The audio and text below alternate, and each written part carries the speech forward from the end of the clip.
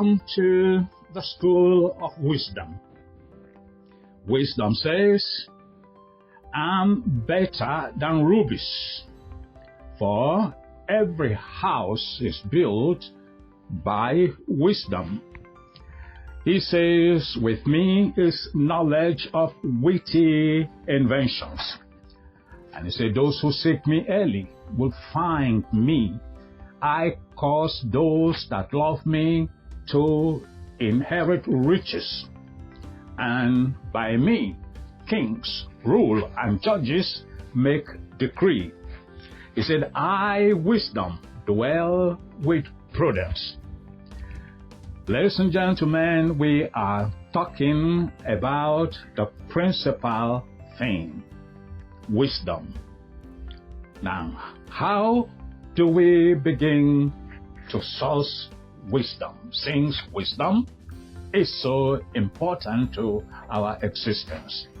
Number one, observation. In Proverbs 24 and verse 36, the Bible says, I passed by the field of a sluggard, and I saw that, well, it was all overgrown with thorns and thistles. And I looked, I observed, I took note.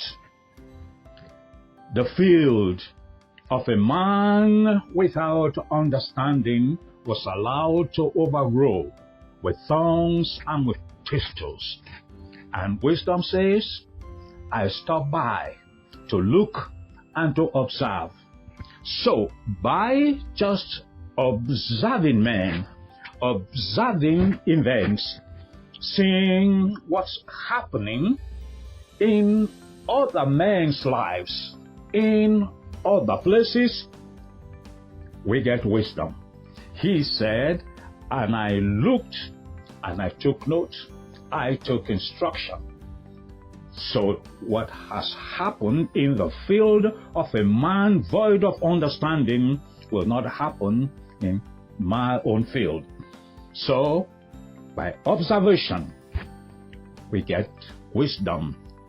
2, by association. Well, someone said, you show me your friends, and I'll tell you who you are. A companion of a wise man will be wise. And, well, the other side of the coin, a companion of fools will also be foolish. So, by association, we can also begin to source wisdom. Now, study. We can study men, study books to acquire wisdom. Now, when we read books that are written by wise men, we can also begin to be wise. And, well, the book of all books, the Bible, it's a study to show yourself approved unto God, a workman that need not be ashamed.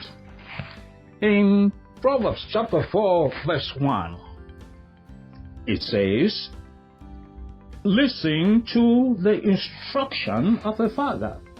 In other words, there are people who have gone ahead of us.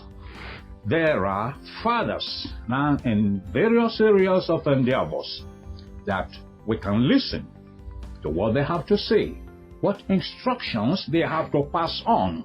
And listening to these instructions, we can begin to make our ways wise.